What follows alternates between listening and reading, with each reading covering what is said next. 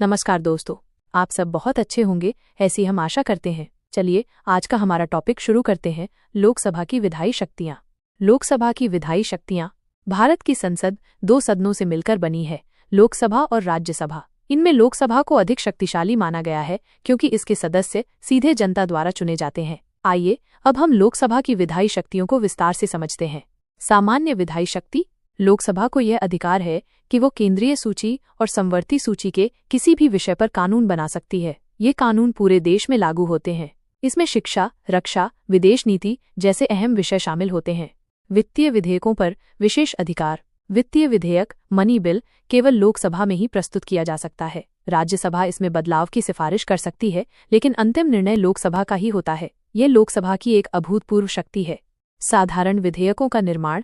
साधारण विधेयक दोनों सदनों में पेश किए जा सकते हैं, परंतु अगर दोनों सदनों में मतभेद हो जाए तो संयुक्त बैठक बुलाई जाती है। क्योंकि लोकसभा में सदस्यों की संख्या अधिक होती है, इसलिए निर्णय भी लोकसभा की इच्छा के अनुसार ही होता है। संविधान संशोधन में भूमिका।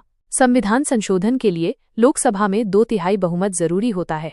लोकसभा इस प्रक्रिया में एक महत्वपूर्ण भागीदार होती है और संविधान को समय समय पर बदलने में उसकी मुख्य भूमिका रहती है। राज्य सूची में हस्तक्षेप। विशेष परिस्थितियों में जब राज्यसभा अनुमति दे तो लोकसभा को राज्य सूची के विषयों पर भी कानून बनाने का अधिकार मिल जाता है। यह शक्ति विशेष रूप से राष्ट्रीय हित में प्रयोग की जाती है। आपातकालीन स्थितियों में शक्ति। जब देश में राष्ट्रीय आपातकाल लागू होता है तो लोकसभा को राज्य सूची के विषयों पर भी कानून बनाने की विशेष अनुमति मिल जाती है। यह आपदा प्रबंधन और राष्ट्रीय सुरक्षा के लिए अहम होती है। उपसंहार।